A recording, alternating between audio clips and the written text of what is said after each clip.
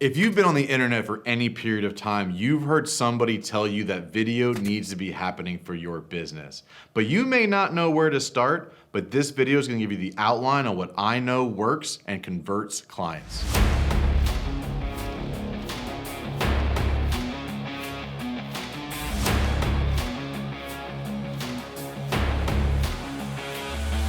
Hey everybody, I'm Mike Claudio, owner of WinRate Consulting and host of the Big Stud Sales Podcast. Video production, as you might see, is part of my structure and part of my strategy.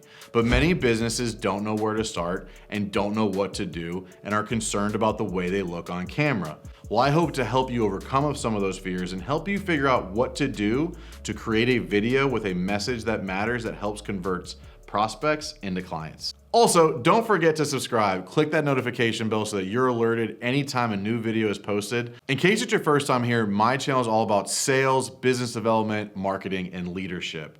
I own a consulting business for contractors and home service companies to help them grow and scale their business, and that's what this channel is here to deliver on.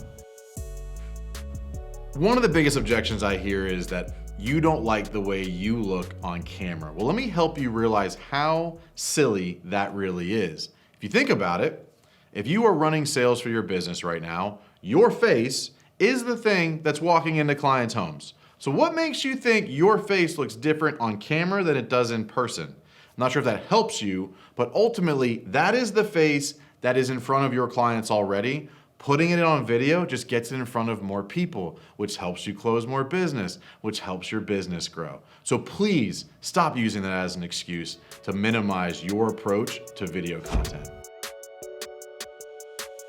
All right, Mike, I don't care what my face looks like, but I don't know what to say.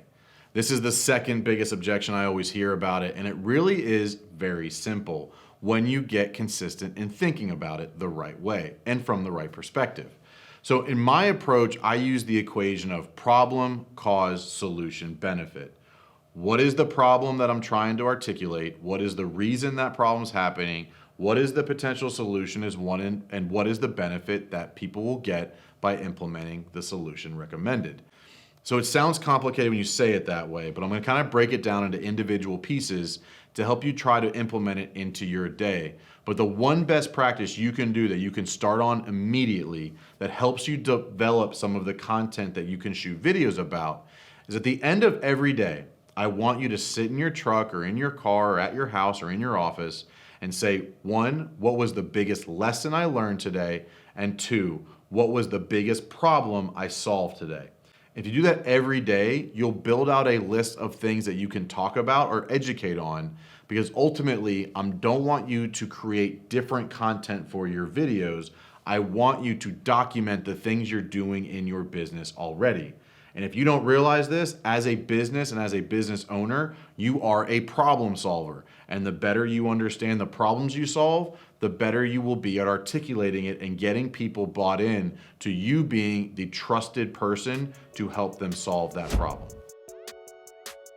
It's incredibly important to recognize the fact that emotion drives action. Without some sort of negative emotion or feeling that they would be better off, and by they, I mean your clients, would be better off by taking an action to feel better, look better, whatever it is, nothing can happen if there isn't a problem that's there. So that a problem in the problem, cause, solution, benefit structure, the problem is driven by some sort of negative emotion.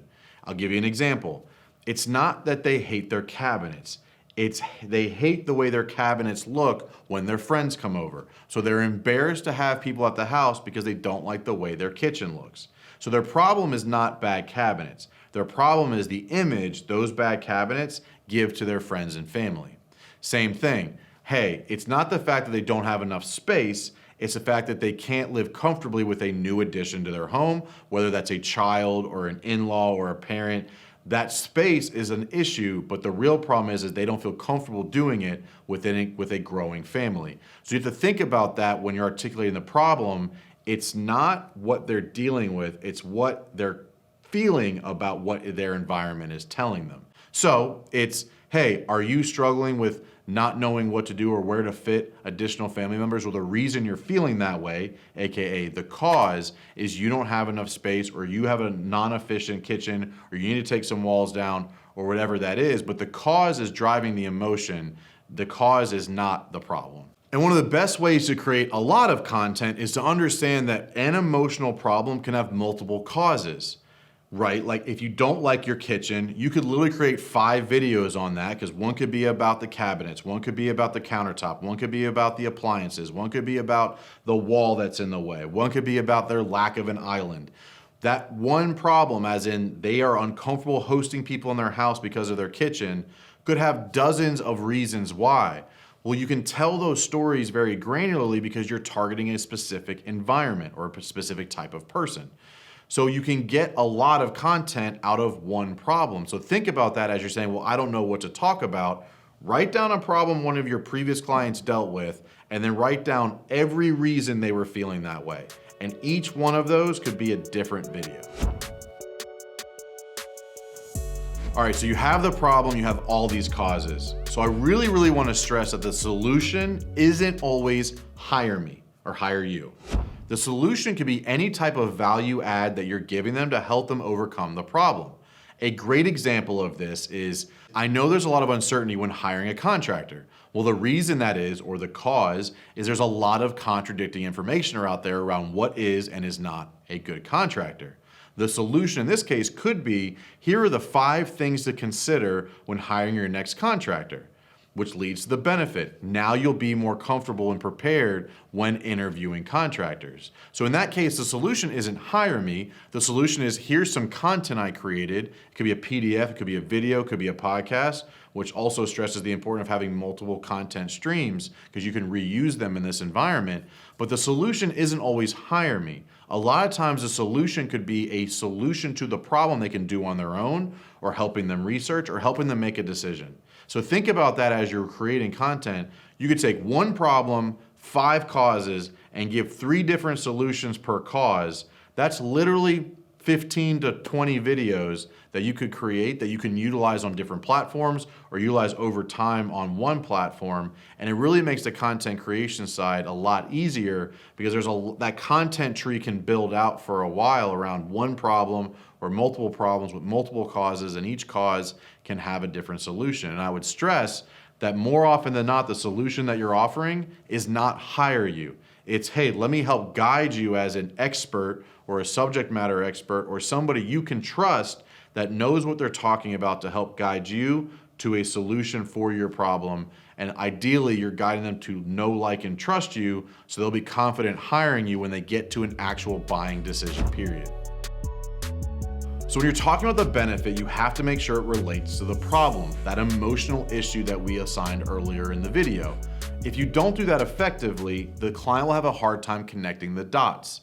Ultimately, you can't say, hey, you're struggling with comfortability here, and then you'll really love your kitchen on the back end. Those things just don't connect. So you have to make sure that whatever you're saying the problem is in the video, that emotional tie, it has to relate to the benefit so that they can connect the dots and see themselves as a character going through your story and coming out not having that negative emotion or turning that negative emotion into a positive environment. So think about that when you're outlining your videos, that the problem relates to the benefit and vice versa, and the cause relates to the solution and vice versa. Ultimately, the days of talking about yourself on video are dead. People don't really care what you have to say about your background, your experience, your integrity. And I've said this a lot both here and on the podcast. But ultimately, when you get good at telling us stories on video with leading with problems and reasons people are having those problems, your potential clients start to see themselves as a character in your story, which creates instant credibility, which creates an environment where they can know, like, and trust you, which will guide them to hiring you. So please start producing video. You don't need high-end equipment. You don't need fancy lights. All you need is an iPhone and a story. And you start there and you scale as you get more comfortable as you go, but stop using excuses like you don't like the way you look and you don't know what to say. That's holding back your business right now in a digital world that's only going to get more virtual as we go. Hey, if you really like this content, I also have a private Facebook group called Construction Selling.